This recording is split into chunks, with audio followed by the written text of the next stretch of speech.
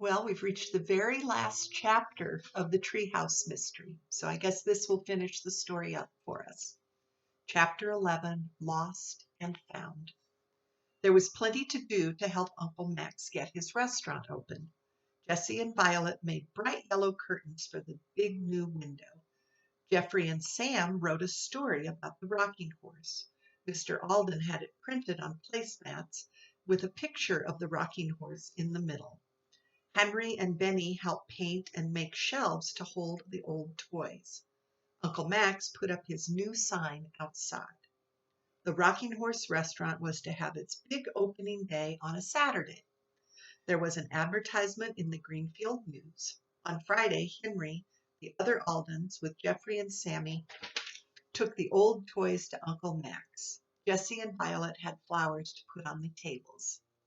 Jeffrey and Sammy carried Willie Carver's wonderful old rocking horse from the Alden station wagon.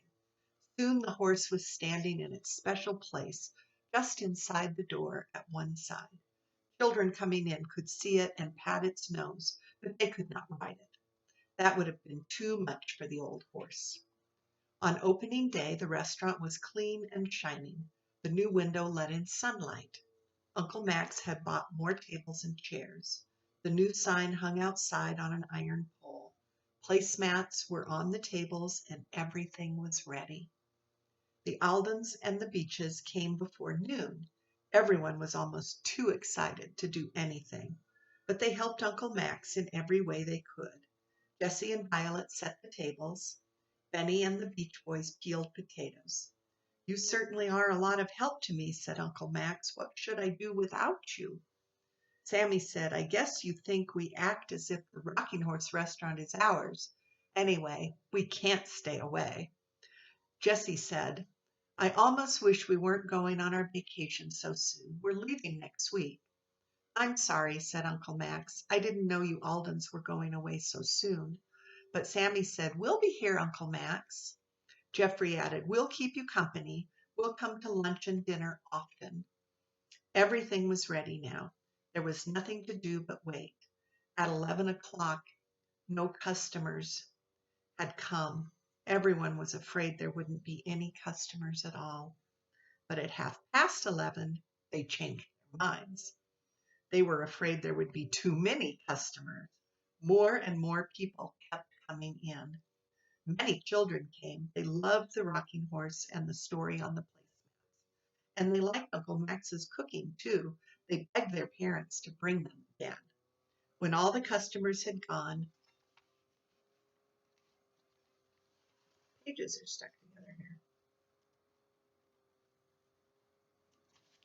When all the customers had gone, the Aldens and Beaches sat down to talk over the day.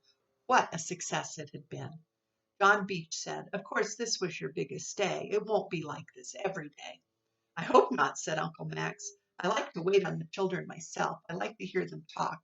It will be fine if the restaurant is just busy enough for me to do all the work." "Well, you heard them today. The children certainly had a good time. They'll be back." Suddenly Uncle Max began to laugh. He said, "I almost forgot.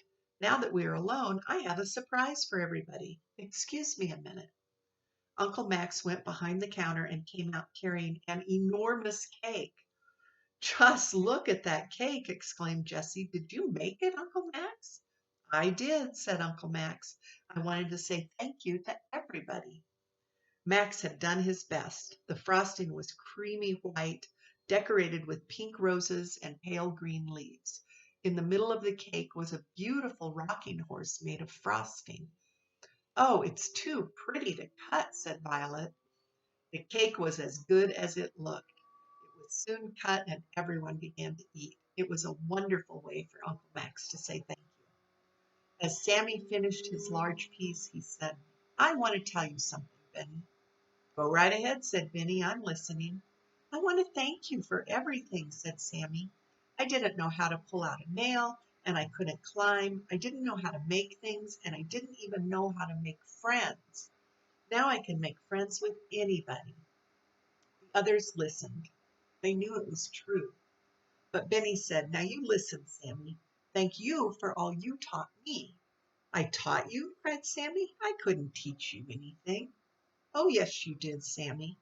I learned from you and Jeffrey that sometimes I ought to shut my mouth and stop talking and think.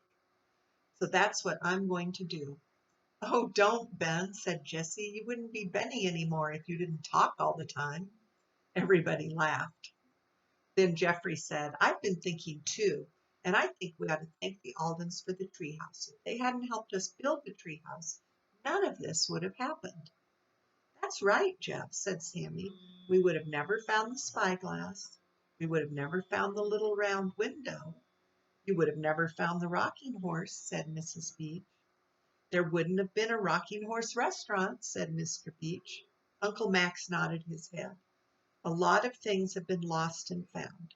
The spyglass, the rocking horse, a whole room, and a brother. He looked at John Beach. Without the treehouse, I don't think I would have found my brother quite so soon. Do you, John? I have to agree, Max, and I'm glad we are good friends at last. He shook hands with Max. When it was time to go home, Mrs. Beach took Jessie and Violet by the hand. She smiled at them, but she said nothing. Mr. Beach went out with Mr. Alden. He said, after this, our family is going to have fun together, just the way you do. We have found that our boys mean more to us than anything else in the whole world. Good, said Grandfather. I'm glad. I had to learn that the hard way a long time ago. And as he said this, he thought about how his grandchildren had once made a home for themselves in an old boxcar. Well, that's an interesting story. As Henry drove home, Benny said, we had a lot of fun, but the best part about the whole thing is Mr. Beach and Uncle Max being friends again. And everyone agreed with Benny. The end.